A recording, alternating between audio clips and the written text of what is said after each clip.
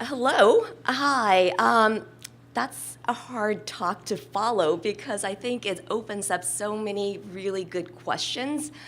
Um, Over the last 2 days, I've sat there and heard you all talk about your research, and it's amazing to see so many of you from different parts of the world doing such important work.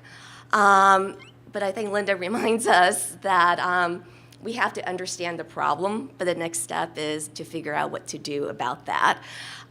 So in that vein, I'm going a step backwards. This is going to be a data talk.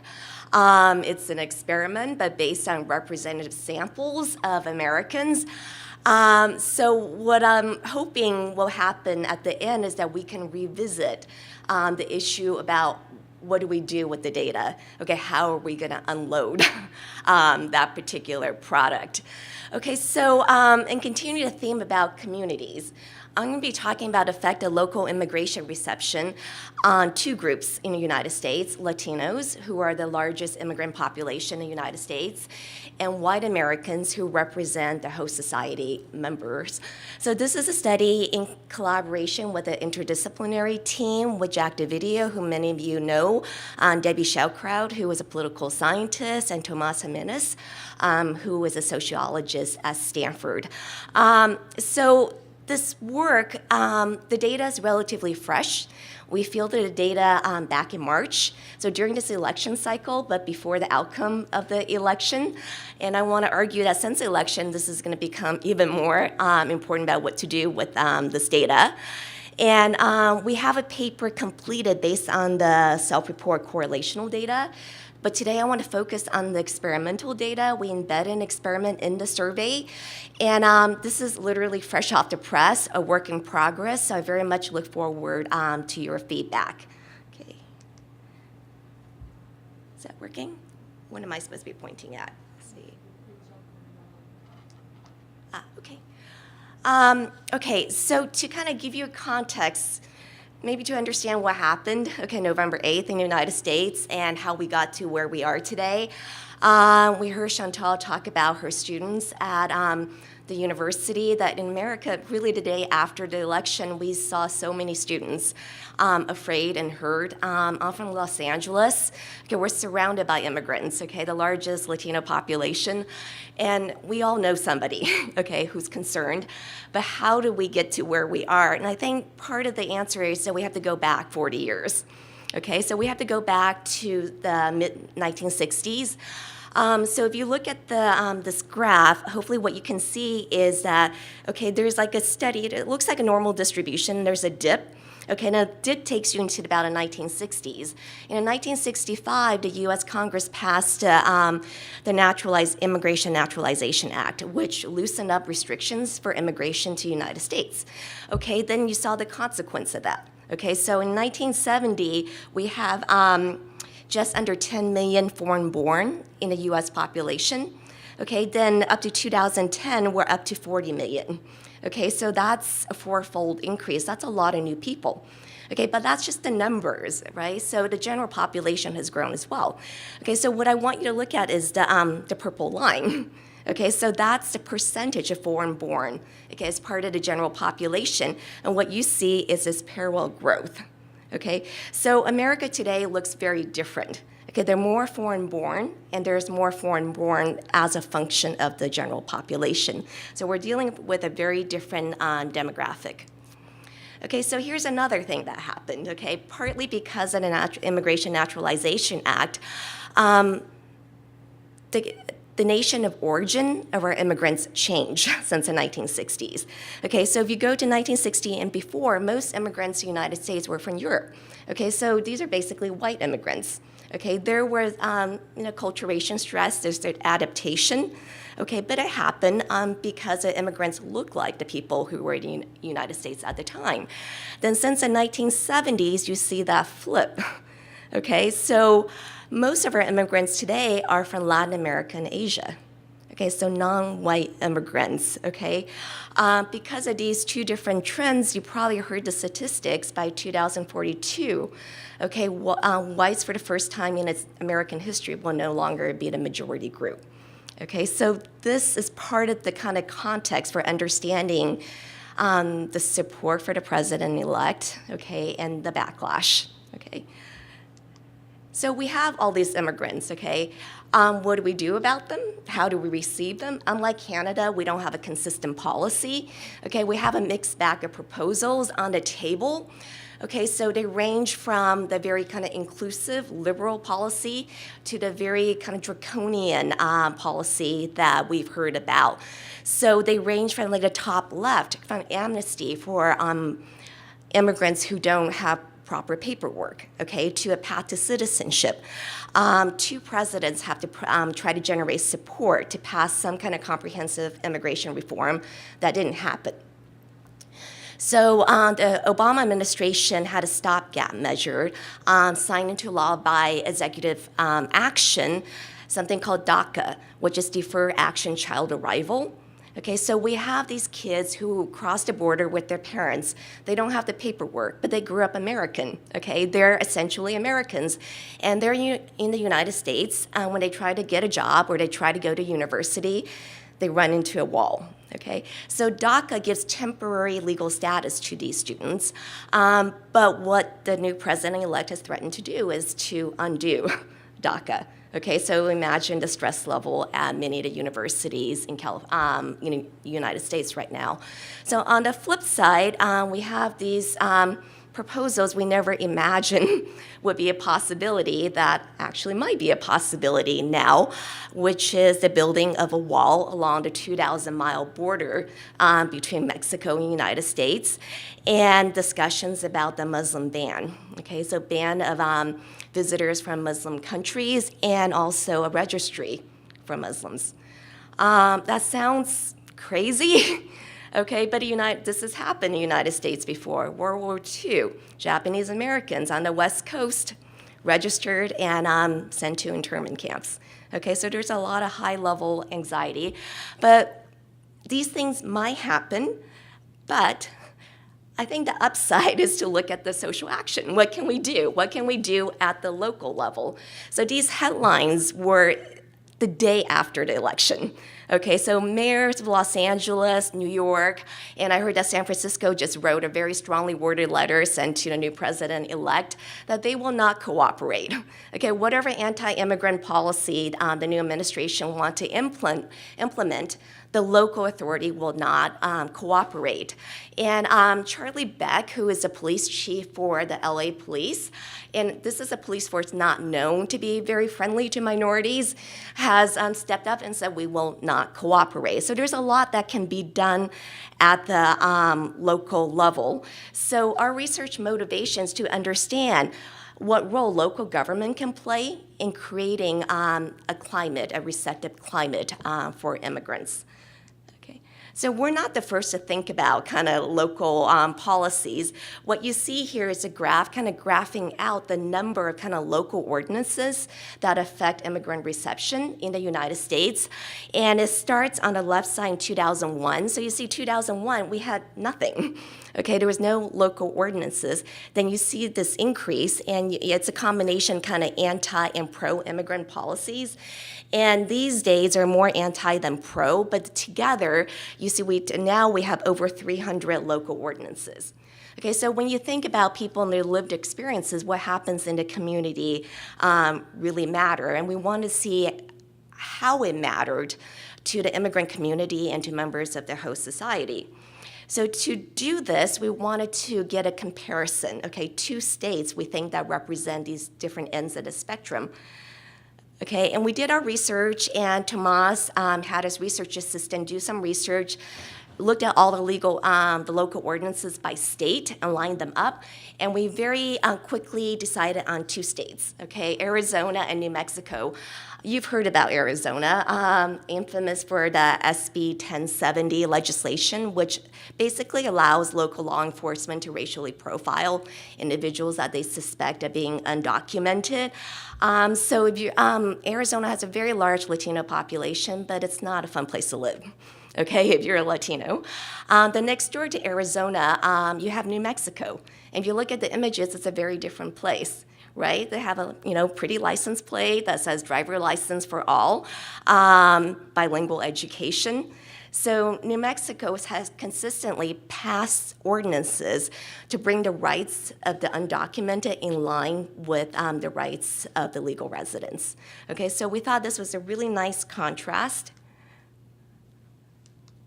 Okay, so just to show you that we did our research, again, we lined everything up, right? So if you look at Arizona, you think about all the possible anti-immigrant policies. Delegation immigrant enforcement to local law enforcement, check. English as official language, check. Limits of bilingual education, check. Electronic verification of immigration status before employment, check. Okay, they got everything lined up, okay? And New Mexico has none of that. Okay, then you go to New Mexico, entirely different place. Driver's license, we're not gonna ask you for your papers. In-state tuition for undocumented high school graduates, that's very important because I work at a public university. The tuition for, if you're not in-state, is twice the amount, so that really matters. And the ability to apply for financial aid for undocumented students, okay? So two very different places. But in other dimensions, they're actually very similar, okay? So to orient you, Ottawa is somewhere on the top right. Okay, that's where we are. Then you see Arizona and New Mexico, they're neighbors, okay, right next door. They both border Mexico. Okay, about the same land mass, about the same population size, and same ratio of Latinos to whites. So in some ways, this is like a great natural experiment. Okay, they're similar on key dimensions, but different. Okay, on the variable that we care about. So what I want to show you now is some data from the survey component, okay, just to confirm that it wasn't us, that the people that we got from these two states actually respond, okay, to the environment in their local policy. Okay. Okay, so I can't explain to you the statistics. This is done by Debbie Schaukraut, but apparently this is very common in political science, but I can interpret it for you. So the question basically is, we ask individuals, okay, do you feel that your state is welcoming to you and your ethnic group? Okay, so they have 4 different responses, very welcome on the left to very unwelcome on the right. So you have these 4 bars, 4 lines, okay, the black bars represent residents from Arizona, and the gray bars represent the residents from New Mexico, and the solid lines represent the foreign-born, and the dotted line represents the U.S.-born. Okay, so what you see on the far right is that residents in Arizona are much more likely to say that they're very unwelcome. Okay, then you see the flip on the left side, much less likely to say that they're very welcome. Okay, so that's our manipulation check, right? To what extent do you feel that there's discrimination against you and your ethnic group? And we get the same effect, that if you're Latino in Arizona, you're much more likely to say, I experience a great deal, okay, of discrimination. And then there's almost a floor effect on the none at all. Okay, so these are 2 very different states. Okay, so now I'm going to switch over to experiment, and I'll give you some study details. Okay, let's see. Okay, it was a telephone survey, okay, that was fielded back in March. 15 minutes with a little embedded experiment at the end. We had represented samples of Latinos and whites from Arizona and New Mexico through a combination of different methods. And we end up with a total sample about almost 2,000, about half in Arizona and half in New Mexico, and that was by design. And we have a Spanish version, and that was used by 29% of our respondents. In terms of a hypothesis, we only have really one clear hypothesis, okay, which is that you're foreign-born Latino, because these are immigrants, okay? They should exhibit a greater sense of belonging when presented with the proposal of a state policy that's welcoming, okay, versus hostile towards immigrants. If any group should care about this, it should be foreign-born Latinos, right? And then we had additional research questions that were more exploratory. We kind of went back and forth about what we might be able to expect. So I'll pose them to you as questions, okay? So the question 1 is, we have US-born Latinos. Okay, will they look similar to foreign-born, or will they look different? They've been in the country for longer, okay? They have a slightly different status, okay? And the second is whether the effect will hold, okay, or the reverse among whites. Okay, because we talk about this kind of intergroup conflict between the immigrants and whites. So to the extent that policies are welcoming immigrants, whites may feel like they belong less to their state, right? Okay, then we also look at political ideology, okay, because there is diversity within these ethnic groups, okay?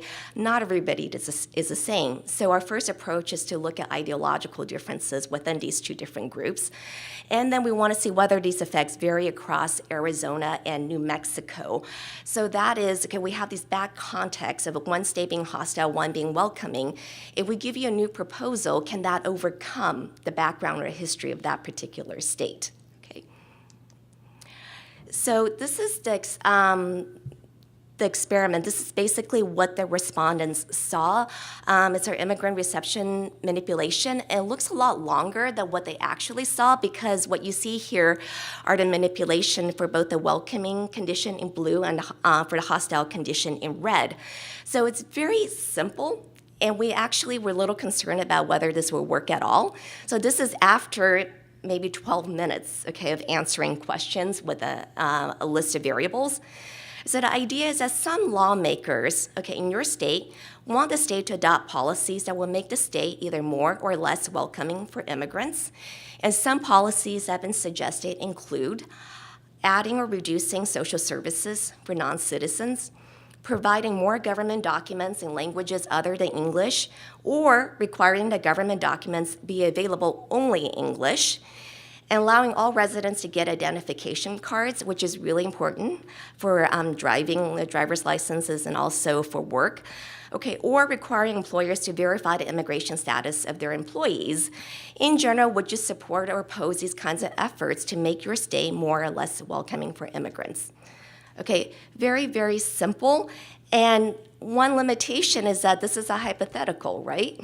Okay, so it might be a throwaway, but I think it's not unrealistic, okay, for individuals to think that these proposals might be coming forward.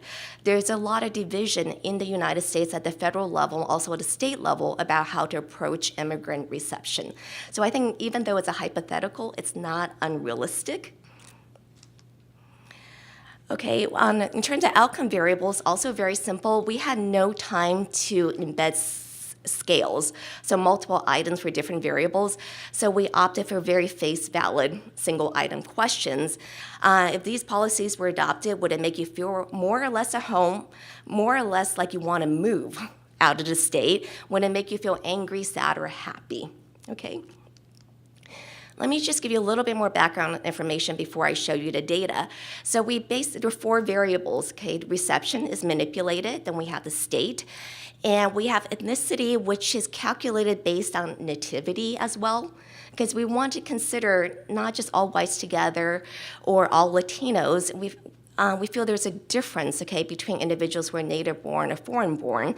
So we end up with 3 groups. And if we wanted to flesh this out completely, we would have foreign-born whites, but there were only 43. Okay, so I took them out of the data set before we calculate analysis. So we have about half US-born whites and then half Latinos, with more US-born Latinos than foreign-born. But it might be interesting to know that 90% of our Latinos said that they were citizens. Okay, we don't know that they are, but they told us, okay, that they were citizens. Okay, in terms of ideology, conservative, moderate, liberal, pretty evenly split, leaning more towards conservatives. We lost about 10% who didn't indicate ideology. Okay, and just in case you're interested, in the United States, we have parties, political parties, that lined up with liberal and conservative. I ran all the analysis with party ID, and I get the exact same effect, a correlated at 0.5. Okay, my collaborator is a political scientist, so I had to do that. Okay, let me just show you. Okay, this is a lot, but let me walk you through this. We got a main effect for immigrant reception. So what you see at the bottom are the 5 different variables: feel more like at home, want to move, angry, sad, or happy. Okay. So what you see is the blue lines represent those individuals in a welcoming condition, And the red bars represent people in a hostile condition. So this is exactly what we get, what we expected, and it was significant, okay? So people in a welcoming condition felt more at home, less likely to move. They were less angry, less sad, and happier. Okay, so it worked. We weren't sure if it wasn't gonna work, so we're really happy to see that. The next thing I wanna do is kind of show you the affective state, and I want to show that first. Okay, or I'm getting there, because there really was nothing. Okay, there was no main affective state, and there was no interaction of state with any the condition. Okay, so it suggests a possibility that implementation of new policies can overcome the history of the state. So I think this is actually quite exciting. Okay, let's see. The key finding that we have, and I've never seen anything so consistent, okay, it's really quite beautiful. Across all 5 different variables, we have this 3-way interaction between reception, ethnicity, and ideology. And there was no higher order interaction with the state, and it was consistent across all the variables, okay? So it's really beautiful. I was really excited to see that. Okay, to break it down for you, because it's a 3-way interaction, what I'm going to do is show you a series of graphs that shows the effect of reception and ideology for 3 different groups: the foreign-born Latino, U.S.-born Latinos, and U.S.-born whites. Okay, so what you see here, okay, on the left is hostile, the right is welcoming. This is a variable, would you feel more at home if this policy is implemented, okay? And blue is conservative, red is moderate, and green is liberal. Okay. 3 lines on top of each other, okay? So if you're foreign-born Latino, ideology matter not at all. Okay, you feel more at home when your community welcomes you. Okay, U.S.-born Latinos, conservative, effect goes away. Okay, moderates, you get the same effect that you saw before, but a little weaker. And then among the liberals, you get this effect that we saw before. So you start to get this fanning interaction. Okay, then let's get to whites. This is kind of fun. You see the opposite effect, right? So for conservative whites, you see the opposite effect. When your community welcomes immigrants, you feel less at home. Is that the case for all whites? No.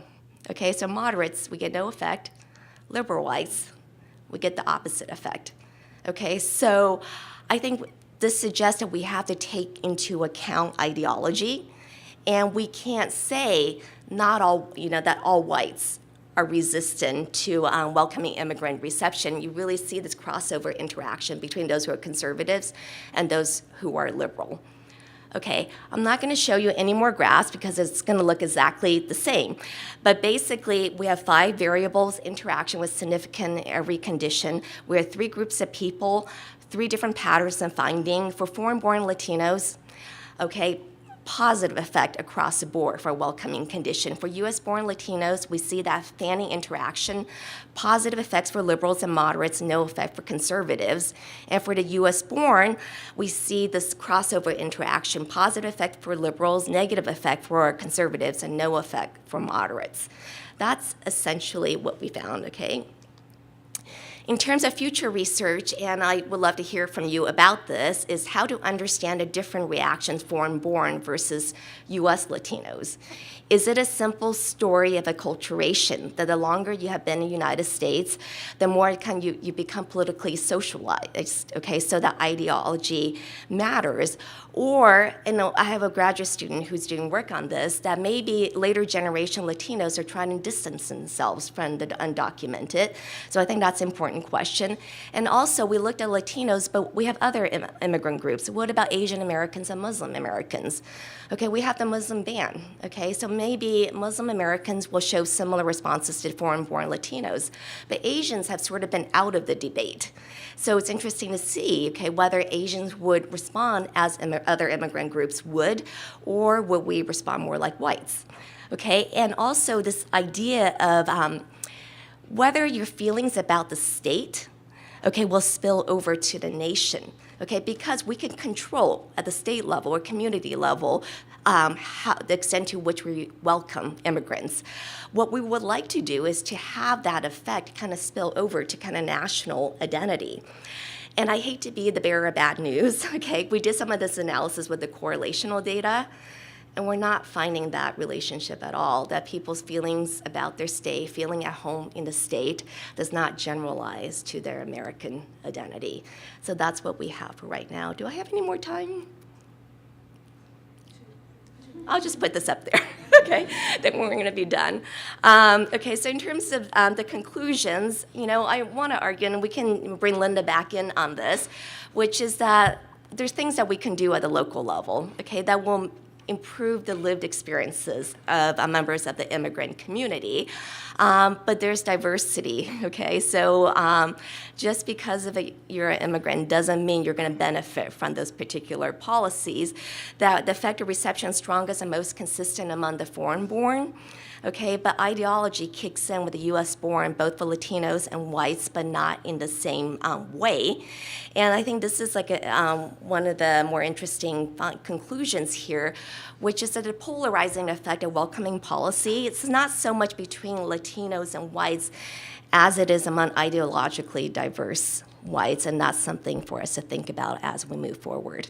Okay, so I'll stop and take questions. Thank you.